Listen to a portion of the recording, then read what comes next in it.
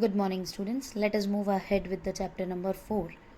We were discussing about the phylum Chordata, and we have already covered the division Agnatha class Cyclostomata and Gnathostomata division and one of its superclass Pisces. Now it's time to understand and learn about the second superclass Tetrapoda.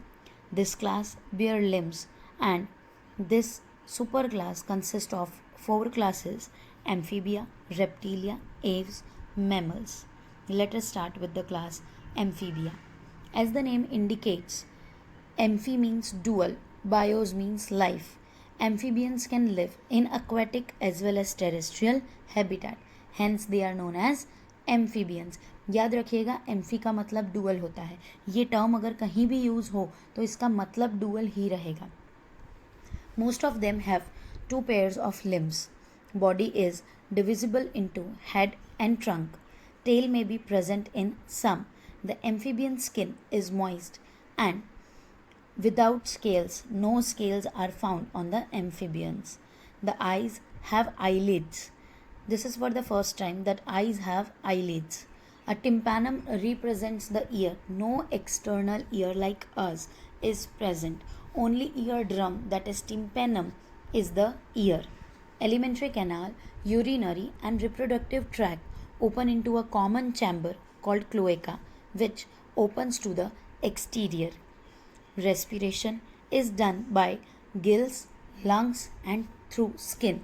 There are three modes of respiration. So wherever they are in aquatic habitat, they use gills. Wherever they are in terrestrial habitat, they use lungs, and they always respire through skin. The heart is three chambered, two auricles and one ventricle. This is to be remembered because when two chamber and four chamber are there, it's a easy to remember that one auricle, one ventricle, two auricles, two ventricles. But when it is three chambered, we have to remember that auricles are two, but ventricle is a single one. So the oxygenated and deoxygenated blood gets mixed. Sexes are separate. These are cold-blooded animals. Fertilization is external. They are oviparous and development is indirect, because we have seen the life cycle of frog. Frog is an amphibian and frog lays eggs. From the eggs, tadpoles are released, which gets mature, develop into adult frog. Examples are bufo, toad, rana, frog, hyla, tree frog, salamandra, salamander, ichthyophis, limbless amphibia. This is the exception to the amphibians, because amphibians are animals with limbs, but ichthyophis is the exception, that is, it is limbless amphibian. Here are the examples: salamander and rana tigrina, that is frog. Next class is class Reptilia. The class name refers to the creeping or crawling mode of locomoting organisms. They are mostly terrestrial animals and their body is covered by dry and cornified skin, epidermal scales or scutes. They do not have external ear openings. यहाँ पर भी external ear हमारे तरह देखने को नहीं मिलता. Tympanum represents the ear. Limbs, when present, are two pairs.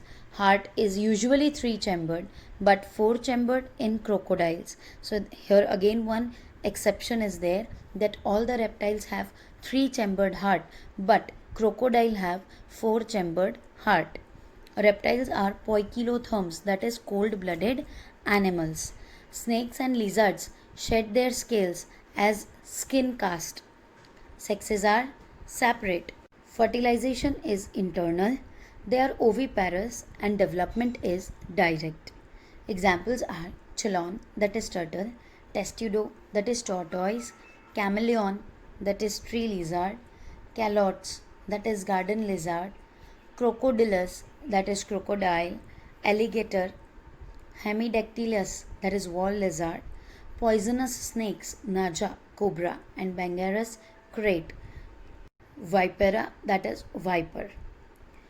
Next class is class aves. The characteristic features of aves, that is birds, are presence of feathers, and most of them can fly except flightless birds like ostrich. They possess beak.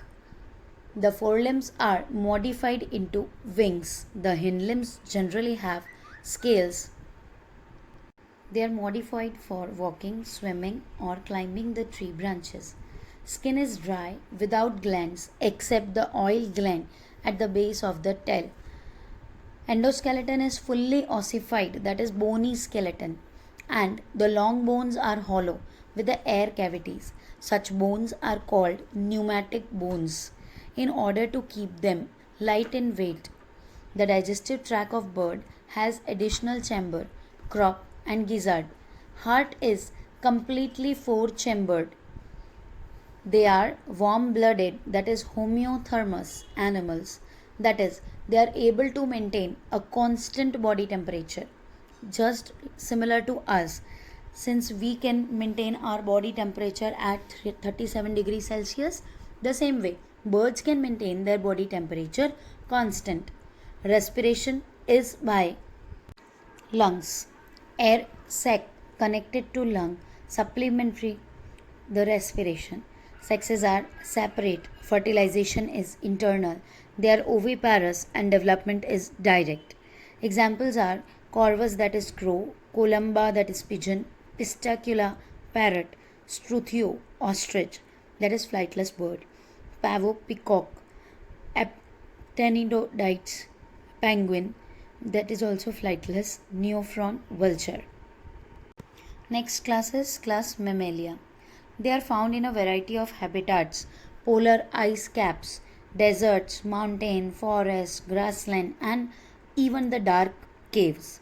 Some of them have adapted to fly or live in water. The most unique mammalian characteristic is the presence of milk producing glands, mammary glands, by which the young ones are nourished. They have two pairs of limbs adapted for walking, running, climbing, swimming, or flying.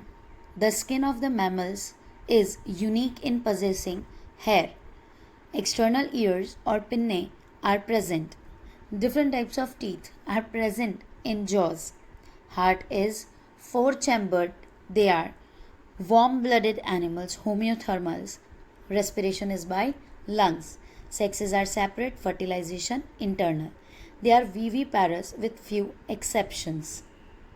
Development is direct. Examples are oviparous, ornithorhynchus, that is platypus, that is exception, viviparous, macropus, kangaroo, pteropus, flying fox, camelus, camel, macaca, monkey, ratus, rat, canis, dog, phallus, cat, elephas, elephant, equus, horse, delphinus, common dolphin, Balanoptera, blue whale, Panthera tigris, tiger, Panthera leo, lion, and many more. We human beings are also example of this class. A comparative table is given of all the phylums of the animal kingdom and their basic features, on the basis of which they are divided into different phylums. So go through the table, it will help you a lot. With this, the chapter we have completed.